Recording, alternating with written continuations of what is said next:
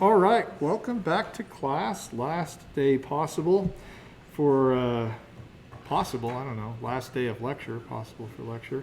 I'll mention just a few things about the exam now because last hour they asked about that.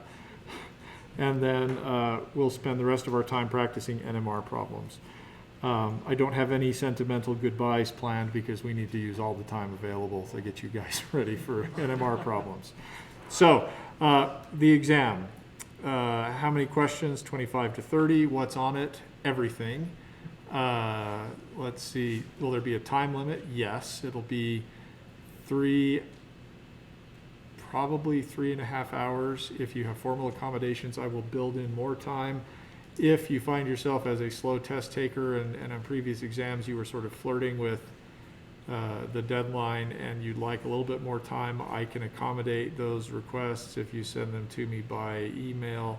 I want there to be a time limit for two reasons. First, test security. If there's only 3 hours on the exam, then you don't have enough time to post questions on various subreddits about OChem or wherever it is and get help from random strangers. So it helps you in the moment of desperation to not be tempted to be dishonest, though I don't expect that'll be a problem for any of you. The other thing it does is it gives you an incentive to make a decision and move on with your life. There are some folks, not many of them, but some folks who will agonize over every single thing and check their exams 8 to 9 times over, and they'll spend 8 to 10 hours on an unlimited exam, and I really don't want to do that to anybody, so I'm just making it so you can't. But that being said, if you feel like the amount of time I've allotted is going to be insufficient, I'm willing to consider those requests. The exam will be given April 16th and 17th. The pending study guides and practice exams will be due after the exam closes.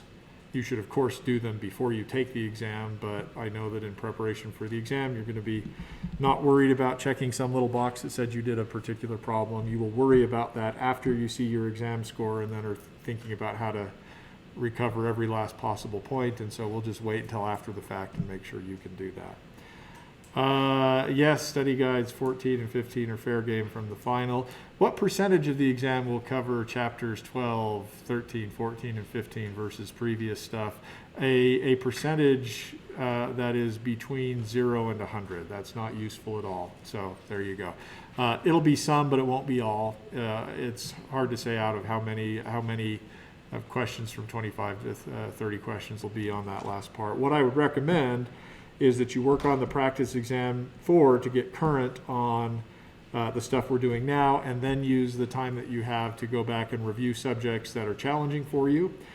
If you know a subject is challenging for you and you don't fix it, then one of two things can happen.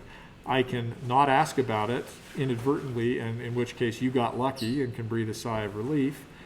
But I could also ask about it, and then if you knew about it but didn't fix it, then you've knowingly left points on the table, which none of you want to do. So go back and look at your previous exams as a way of indicating to you the kinds of questions, kinds of issues you need work on. The actual outcome of each individual question itself is not important, but rather what the question was asking about, what the subject is.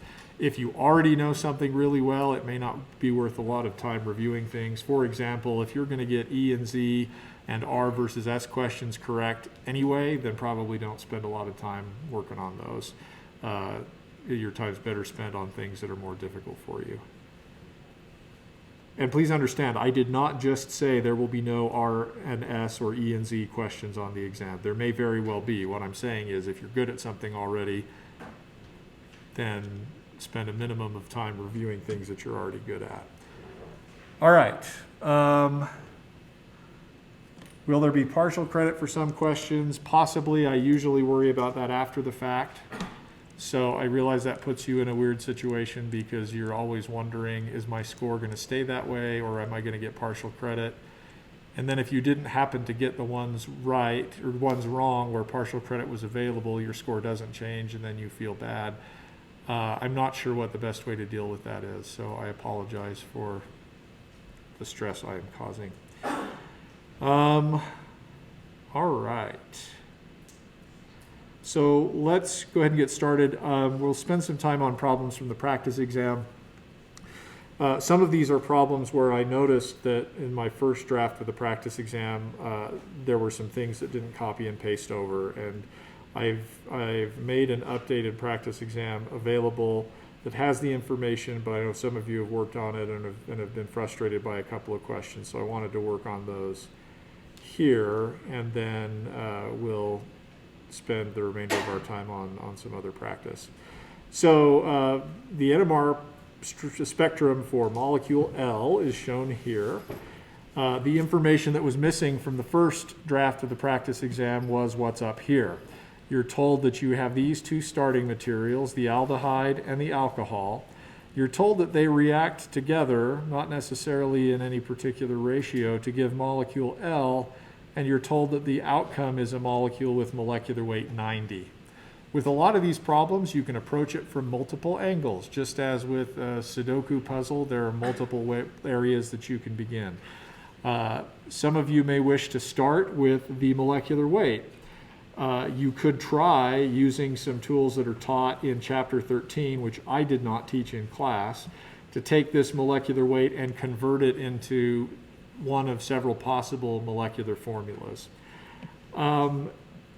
Alternatively, you could start with the Nmr spectrum and come up with a possibility and then adjust your hypothesis as necessary to get the right molecular weight. And so that's the approach that we're going to take here. We have three different peaks, three different kinds of protons.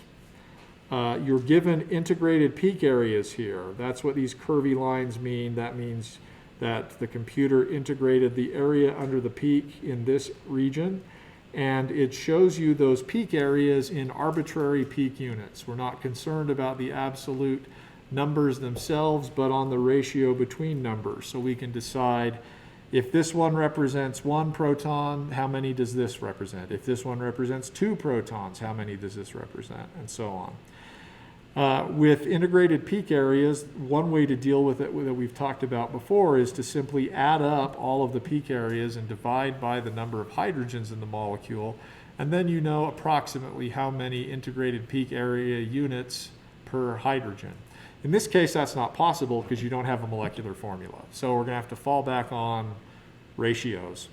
In this situation, we'll take the peak with the smallest area, and we'll look at its ratio with other peaks with larger areas. And we can begin by saying, let's just imagine, we don't know that this is the case, this is tentative. What if this peak represented 1 proton? Then how many would the others represent? Well, 46 isn't a multiple of 7, it's between 40 whatever, 2 and 49. I'm terrible at arithmetic. I demonstrated that in the last hour quite embarrassingly when I said that 2 times 16 was 18. I don't know how that or where that came from. So anyway, 46 is somewhere between 6 and 7 times as big as this peak. So it could represent 6 or 7 protons. Now at this point I'm going to use some chemical common sense. This is 1 peak. And by the way, it's a singlet, though that doesn't necessarily, we can get to that later. It's a single peak. So however many of those protons there are, they are identical to each other. Now, I'm struggling to think of a common chemical structure wherein 7 protons can be identical to each other, mostly because carbons are bonded to 1, 2, or 3 protons, but no more. So probably it's easier to think of ways to have 6 identical protons. Now, some have pointed out, well, if you divide 46 by 7, you come up with a number that if you round it up, you'd round up to 7. And I say that's fine, but it doesn't make any sense in terms of the chemical interpretation. So you can use the math, but you have to be guided by chemical common sense. Same thing with this peak that integrates for 25. That's somewhere between 21 and 28, so this could be 3 or 4 protons. But again, it's much easier for me to think of 3 protons being identical than it is for 4 protons to be identical. You could argue, all right, well, what if this were two CH2 groups? Fine, and we'll come back. If we have evidence of two CH2 groups, we'll come back and revise our hypothesis. Why is 7 not a good number of protons? The only way I can think of to have 7 protons that are equivalent to each other, please do not write this down, is in the following molecule, which is positively charged. In that case, even in that case, no, in that case, they are all identical to each other. But that's the only one I can think of. So, yeah, it has to do with the fact that it's an odd number. All right, so I'm going to choose 3, but I'm going to think, well, if I need to revise my hypothesis, I can do that. So with that in mind now, let's consider the information given to us by splitting. The peak on our left is a quartet, which means it is adjacent to 3 other protons. So 1 to 3 to 3 to 1 quartet. The peak here at about 3.3 ppm is a singlet. So if this represents 2 CH3 groups that are identical, neither of them can have any adjacent protons. All right, so right away that rules out one possibility for identical CH2 groups, right? 2 CH3 groups, attached to the same carbon. You can do that in this isopropyl group, but that's not going to fly because there's an adjacent proton. So we can rule out substructures like this. All right, how about the doublet at around 1.3 ppm? The doublet means it's adjacent to 1 proton. I'm starting to see some confirming evidence. The peak that's a quartet and the peak that's a doublet are telling me similar things. The quartet integrates for 1 proton. The doublet integrates for 3. The quartet says that the single proton is adjacent to 3, and the doublet says that the 3 protons are adjacent to 1. I'm getting some confirming evidence for each peak. The structure that would seem to account for that might be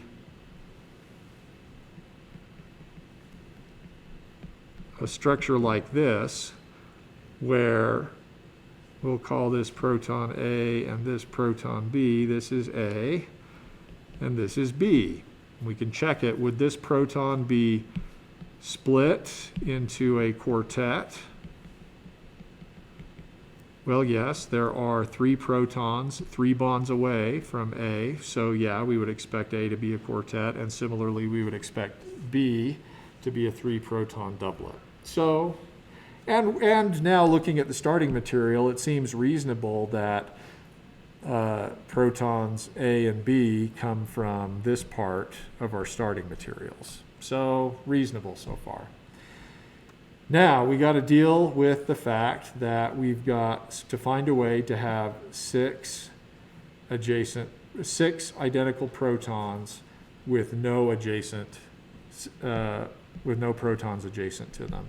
So that rules out this possibility, because these protons here would be a doublet because they're adjacent to this one, and this one would be split much more than just by a quartet. See how that doesn't work? All right, so what can we do? Well, let's look at chemical shift for some additional possibilities. The methyl groups are at around 3.3 ppm. That is in the region for protons that are adjacent to oxygen, nitrogen, or a halide. The proton at 4.5 ppm is also in the region for being adjacent to nitrogen, oxygen, or a halide. So one possibility would be to put an oxygen here and then a methyl group here. The methyl group would be a singlet because it's not adjacent to an oxygen, or it's not adjacent to a hydrogen. It would have a relatively de-shielded chemical shift because the methyl group is adjacent to oxygen. So then I know I have 6 protons, so what if I just put a methyl group there? Is that going to work, or is that, how is that inconsistent with the evidence? In many heinous ways, right? First, they're not identical. Second, this needs to be a singlet and it's adjacent to a hydrogen. And third, this hydrogen would be split by more than just, split into more than just a quartet. So actually to make this work, we need to put another oxygen there and a methyl group on the other side. And if we do that, the 2 methyl groups are identical. They are a singlet and they show up at this chemical shift.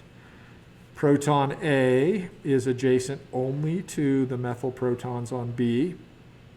Proton A is also adjacent to these 2 oxygens, and the presence of 2 instead of 1 oxygen could explain why the A protons are more de-shielded than the methyl protons are.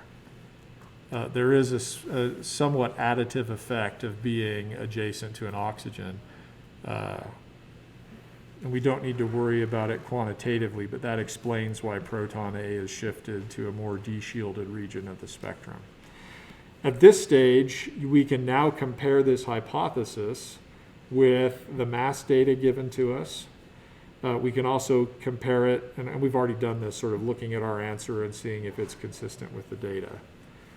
So if we counted everything up, I think I see 4 carbons, 10 hydrogens, and 2 oxygens. And this is where I embarrassed myself. I said 4 times 12 was 36, when it in fact is 48. I know that now. 1 times 10 is 10. I got that one right on the first try. That one's easy. And then 2 times 16 for the oxygens, 32. We get the right molecular weight. All right, questions about that process? Go ahead, Curtis. Yeah.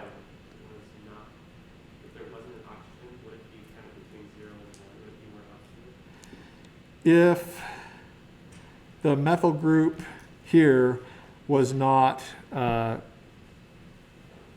the question is, if these oxygens weren't there, would you expect the chemical shift of this methyl group to be even further, even lower? Probably. The impact of electronegative elements is biggest on alpha protons that are alpha to those electronegative elements. It is less the further away you get, but still something. Yeah. That kind of information will confirm your hypothesis, but it's not necessary to solve the problem. Yeah?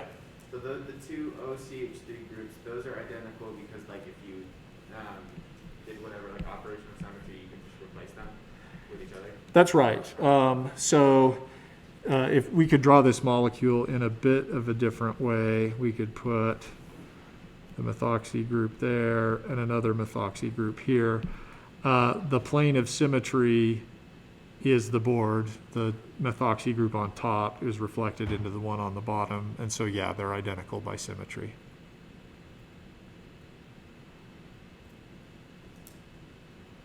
Okay, others? I have a question.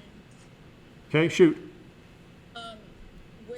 Is there enough information to find what the chemical formula is first before you go through everything else?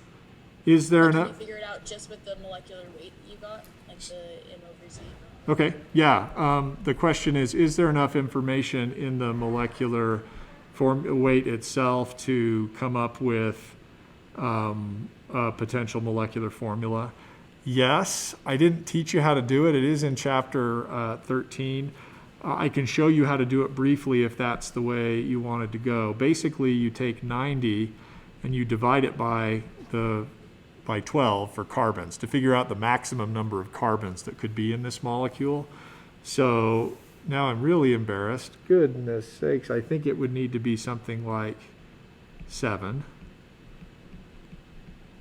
And so, I don't know where the 0 is coming from. So the formula here would have to be C7H6. Now, I can do double bond equivalent kind of things to convince myself that that structure is not possible and doesn't make any sense. So I can then start replacing, and the context here with the oxygens tells me that I might want to start incorporating some oxygens. So I can replace oxygen is 16, carbon is 12, and hydrogen is 1. So for each new oxygen, I can replace 1 carbon and 4 hydrogens with an oxygen. So now I'm going to try, okay, C6H 2O. All right, I don't really like that because it seems like I'm making the problem worse. We're getting even fewer hydrogens. So now what if I traded 1 carbon for 12 hydrogens? All right, C5H14O. I've still got negative double bond equivalents if you run the numbers. So let's go C4H10O2, and that's the one. So that's how you can do this. It's not necessary to do it first, but it could have done. So if you look at this overall equation, they haven't balanced it for you. This is not Gen Chem. Organic chemists don't care about balancing equations. You need 2 methanols to get L, and then you lose water. So if you wanted to balance the equation, that's where it comes from. Yep, that's why there's only 2 oxygens. Okay, other questions? All right, so this one is another, I'm not sure which one this is on the practice exam, but this is another one where the information up top was inadvertently omitted, making it basically impossible to do. I don't know. So this is another question where you're given a reaction, you're given that there are 2 products that form, and you're given a molecular weight for those products.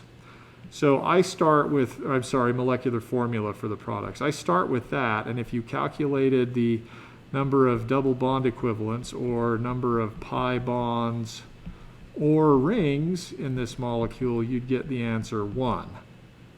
Okay? Then we got to use everything that we know. So without even looking at the NMR data, we can look at the reaction. This toluene sulfonic acid, this is a strong acid. This is an alcohol. So chapter 9, this looks like alcohol dehydration. In this reaction, we first protonate the OH group to turn it into a good leaving group, and then we get a carbocationic intermediate.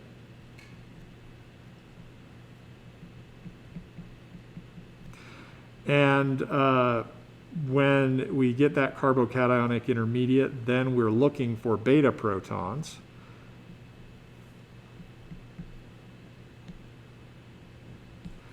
I see 2 different kind of beta protons in that carbocation.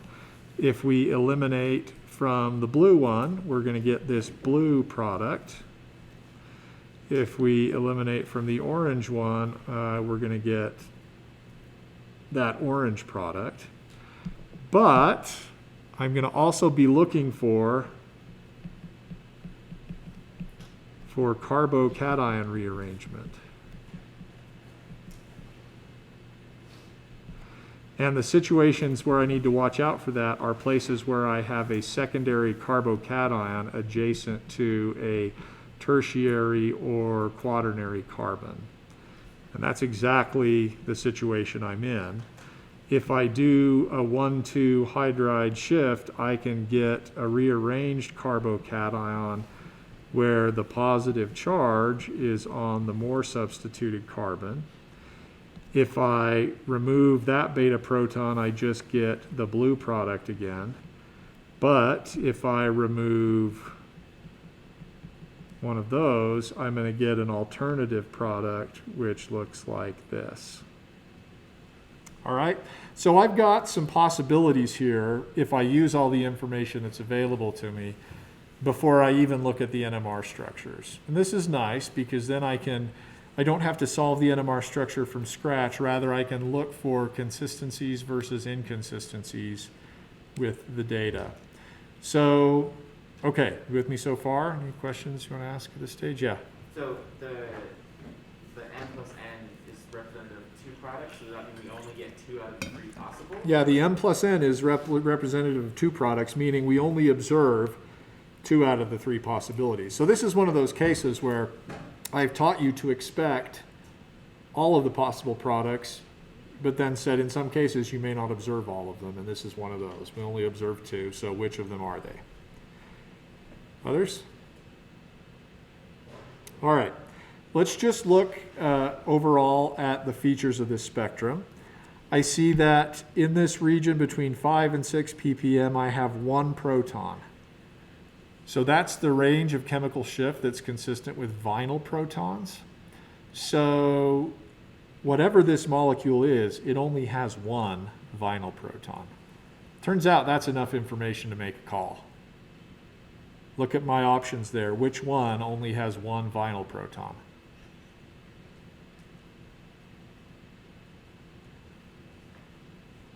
What's a vinyl proton again? A vinyl proton is a proton attached to a vinyl carbon. Well, that helped. What is a vinyl carbon? A vinyl carbon is an sp2 hybridized carbon involved in a double bond. So you're looking for 1 proton attached to a carbon involved in a pi bond. Go ahead. Blue? Yeah, blue is the only one that has just 1 vinyl proton. The rest of these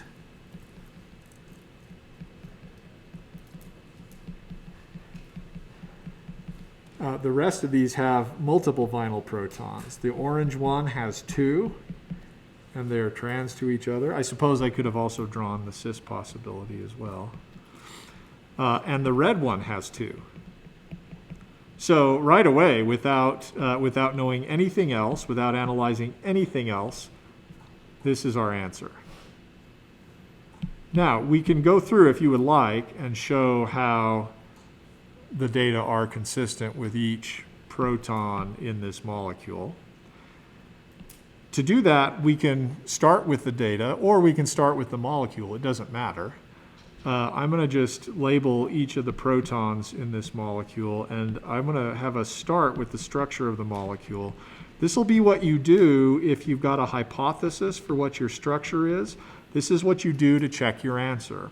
All right? So you ask, what do I expect for each of these peaks, or for each of these different kinds of protons, A, B, C, D, and E? Protons A should integrate for how many? That one's easy, you just count, right? 3 equivalent protons. You guys don't know Sesame Street, apparently. You got to go look up the count, and anyway. What should the splitting be?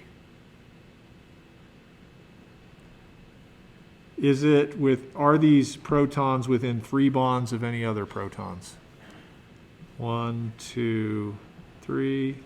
No. There's no protons on the adjacent carbon. So what kind of peak should I observe? Singlet. In terms of chemical shift, the CH3 group is not adjacent to any oxygens or anything terribly electronegative. I expect it to be relatively shielded. I'm not that great at predicting chemical shift, so I'm going to rely on integrated peak area and peak shape as best I can. What do I predict for B? Same thing, 3 protons, also a singlet. Now, and also relatively shielded. What about A and B? Are they equivalent or not? Why aren't they equivalent?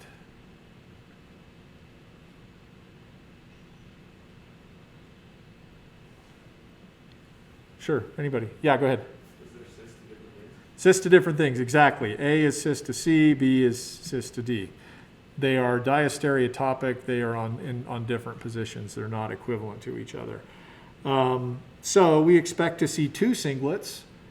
Their chemical shifts might be similar, but we expect to see two singlets for different protons. How about two singlets for the different methyl groups? How about C? What do you expect to see there? One proton. It's adjacent to how many? Two, so that's a predicted triplet. And what about its chemical shift? Is there anything that might tell us what that might be? It's attached to a double bond, so that does put you in a characteristic region of the spectrum. You may not know that now. You can look it up at a table, but that's good to review. You expect this to be in the 5 to 6 ppm region because it's a vinyl proton. Similarly, for protons E, we would expect a 3-proton, looks like triplet. How about D? What should we see there? 2 protons. It's adjacent to how many? 4. One is a CH and the other is a methyl group. In terms of predicting the pattern there, it's challenging. If the coupling constant between D and C is equal to the coupling constant between D and E, then we might see 4 plus 1 equals 5 line pattern or a quintet. If the coupling between D and C is not equal to the coupling between D and E, we're going to see a more complicated pattern. It could be that the peak for D is split into a doublet by the splitting between D and C, and then it could be that each of these doublets is itself split into a quartet.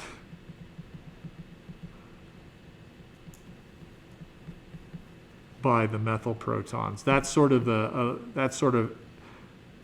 one limiting case. And actually, if the coupling constants are closer together, those patterns might overlap and look even more messy.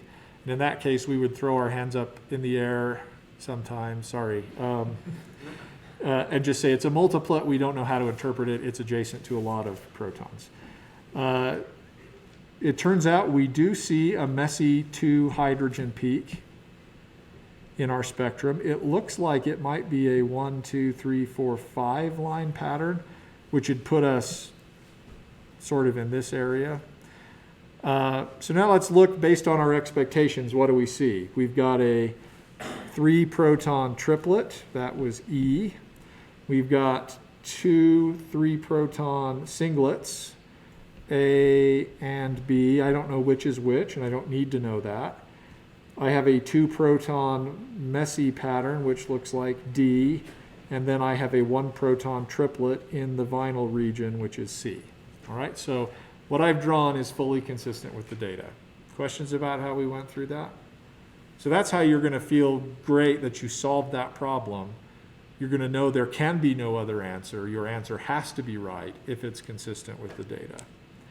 The wrong answers will always have something that's inconsistent with a piece of information. All right, so we've got now two other possibilities. Two other possibilities for our molecule N. We've solved what M is. We've got two other possibilities for molecule N. Let's see if there's an easy way to distinguish these. Before we looked at vinyl protons, orange product has 2, red product has 2. We see 2 vinyl protons, so that's not necessarily helping us distinguish the two. One of the things I notice about orange product is I have 3 methyl groups, whereas red product only has 2. So if I look at the spectrum, I see evidence for 2 methyl groups, not 3. So I can probably rule out the orange and say that this product is N. Now, just as before, we can go through and try to confirm that our structure agrees with the available data. Though let's try it in the other direction now. Let's just start with the NMR spectrum and report what we see. At low chemical shift, we see a 3-proton, looks like a triplet. So that would mean it's next to presumably a CH2 group. We see a 3-proton singlet, which is presumably next to 0 protons. We see a 2-proton, what I'm going to call a multiplet, though I think you can probably see possibly 6 lines, which may mean that it's adjacent to up to 7 protons, maybe just adjacent to many protons. You see a 2-proton triplet, sorry, no, I'm writing there. A 2-proton triplet, which would be a CH2 group next to a CH2 group. And then over here you see a 2-proton, and I'm not really sure about that. It looks like it could be a doublet, but it might also be 2 singlets that are close in chemical shift. Not totally sure about that. All right, so triplet next to a CH2 group.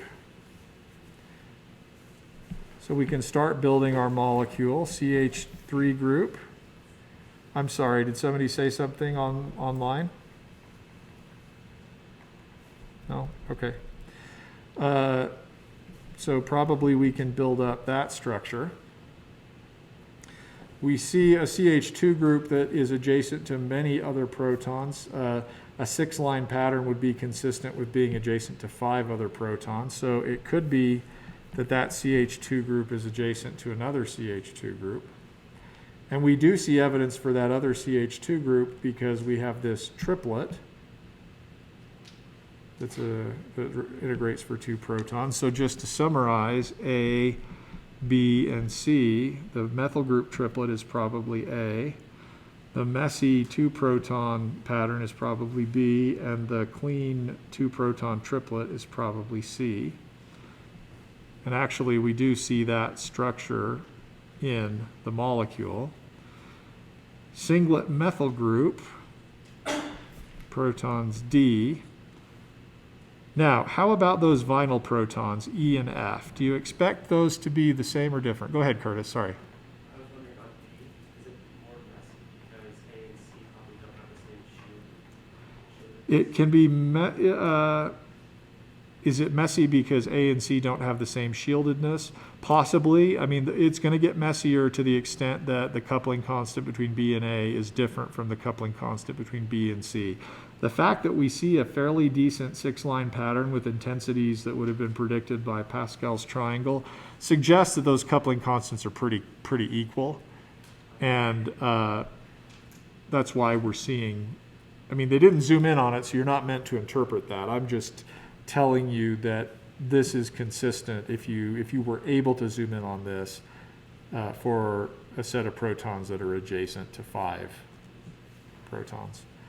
Okay, so for E and F, they're not identical. One is cis to the methyl group, one is trans.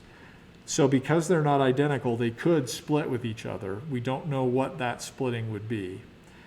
I don't know whether this peak represents the 2 protons distinct from each other, E versus F, and they don't couple with each other, or if it represents both protons accidentally having the same chemical shift, but both coupling with each other, so we see that pattern.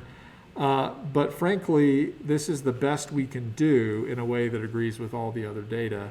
So we'll just have to be content with an ambiguous understanding of this 2-proton peak. Right? So that's sort of how you get to an answer that's the best you can do. Any questions you want to ask about that problem? Yeah. How did you really quickly determine that it was going to be the red molecule? How did you do We did that by looking at methyl groups. So the orange one has 3, the red one only has 2. Yeah, and you only have 2 3-proton signals there. Yep.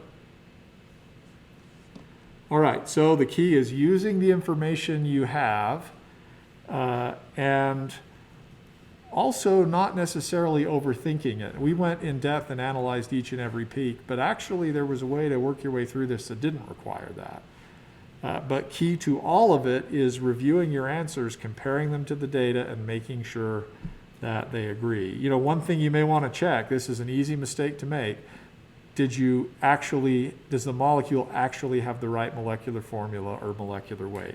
It would be real easy to draw something that didn't. You know, I could have put an extra methyl group somewhere or an extra double bond somewhere. 1, 2, 3, 4, 5, 6 carbons, 3, 5, 7, 10, 11, 12 hydrogens. Confirm that I've got the right mass. All right. So there are other problems we can do. All of these are on your practice exam. Periodically, students ask me, is there a place I can go for additional NMR problems? And the answer is yes. You go and consult the Google, and if you search for NMR practice problems, there are a number of useful things that come up. One is this website from UCLA that was made more than 20 years ago. And it's got, I would recommend not worrying about the intermediate or advanced problems, but it's got a number of NMR problems, some of which have infrared information that you can analyze. If we click on compound 5, it tells us what the molecular formula is. It gives us an IR spectrum, an NMR spectrum, and actually a C13 spectrum as well. I'm not going to test you on C13. Your text talks about it. You may want, when you get to 353, to go back and review a little bit about C13. There's not nearly as much information provided in a C13 spectrum as there is in a proton spectrum, which is why I'm not spending time on it. If we look at the IR spectrum,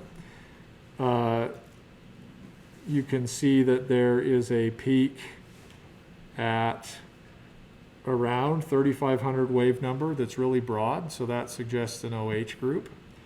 Notably absent is a strong, sharp peak in the region of like 17 to 1,800. What about this peak at 1,600?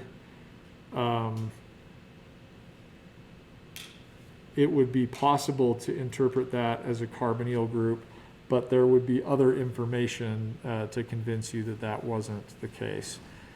You can look at the NMR spectrum and it'll show you the whole spectrum. The red lines are difficult to see, but those represent integrated peak areas. You're not given any numbers. You sort of just have to compare lengths of those red lines to sort of see which would be which. You can click on any individual peak and it will show you what it is. So there's a triplet. You can zoom back out and see that other sort of strange and ugly pattern. You can see a broad singlet, and you can see a sharp singlet. And then if you want, after you've worked on it a bit, you can come back and see what the solution is. And some of these, I'm not totally endorsing this because some of these may be harder than what I'm asking you to do, so I don't want to increase your anxiety. But if you want additional practice problems, that's one source. Another one that seems to be pretty good is the next one down on the list. Also pretty old, but you can select any of these one proton NMR spectra. That's not the one I wanted. And it will actually tell you what the chemical shifts are and what the integrated peak area is here. Sometimes these are shown in decimals. The one at 7.2 is likely 1 proton. The ones at 7.8 and 7.1 are likely 2 protons, and then the one at 3.5 is likely 3. You can zoom in as before on the individual peaks and sort of see what it is you're looking at. I would look at this and say, oh look, 5 protons in the aromatic region. That's probably a benzene ring that's attached to just one thing. I wouldn't worry about interpreting it beyond that. And then, oh look, that's probably a methyl group and it's probably attached to an oxygen. And then I'd look at the formula and try to figure out a way to make that happen. It'll give you a hint if you want one. That's not a very good hint. And you can click on solution and it'll show you what the solution is. In this case, you don't see evidence for the ester carbonyl oxygen in the Nmr spectrum. You have to infer it from the formula. And you get the fact that the carbon is connected to the oxygen by the fact that the chemical shift of the methyl group is so high. Anyway, those are some other resources if you want to go, and you don't have to worry about what the links are. All you need to do is open up a browser and type in Nmr Practice Problems in the search engine of your choice. Bing, DuckDuckGo, Google, whatever. Alta Vista? No, that's way, way, way before your time. And those results should pop up. Okay, any questions you want to ask? Okay, sorry. If they give me a number for the area under the peak, how do I use that information? Well, let's look at that particular example. 2 ways you can do this. Do you see, and I don't have a pointer on the browser window, so I'm going to have to just describe with my voice. Do you see in the molecular formula how there's 8 protons? I could add up the integrated peak area, 0.2, remember only one significant figure, 0.2, 0.1, 0.2, and 0.3. That adds up to 0.8.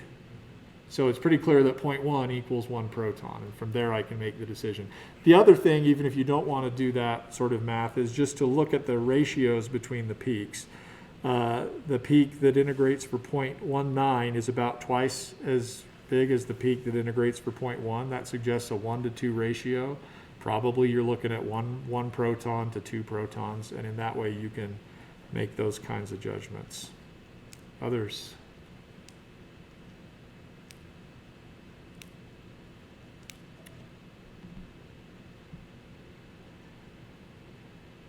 Okay.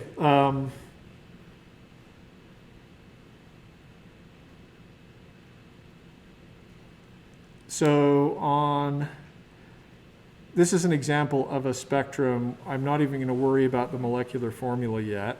I see peaks in the 7 to 8 ppm region, and they integrate for 5 protons. Without knowing anything else about this molecule, I know that some of it must contain this structure. I don't actually need to go in and interpret which of these peaks corresponds to which proton. I could say that the 2 protons that are here are equal to each other, and that these are equal to each other, and then this one is different. So I might expect to see a pattern of peaks that integrated for 2 protons, and then 1 proton. I could predict that this one would probably be something like a doublet and this one would be something like a triplet, but I don't even need to do that because I know that I've got 5 protons in the aromatic region, and the only way I can do that is with a benzene ring, right? And then the rest of the spectrum is maybe a little clearer to interpret. We're not going to solve the structure, but we would recognize this as a triplet. This is a triplet. And then this interesting one here looks like a 1, 2, 3, 4, 5, 6 line pattern. If we sort of keep to the n+1 rule, that means 5 adjacent protons. Based on what I'm seeing here, it's looking like I've got evidence for a methyl group that's adjacent to a CH2 group, and that CH2 group there is adjacent to another CH2 group and a methyl group. Substructures I'm seeing just by my initial pass at the molecule. There's other information to be gained from the formula, from the IR, but that's sort of how you get started. Okay, with that, that's the end. So good luck on your final exam. I will send it to you on Friday. I'll have office hours tomorrow at the regular time. If you want to talk other than that, send me an email.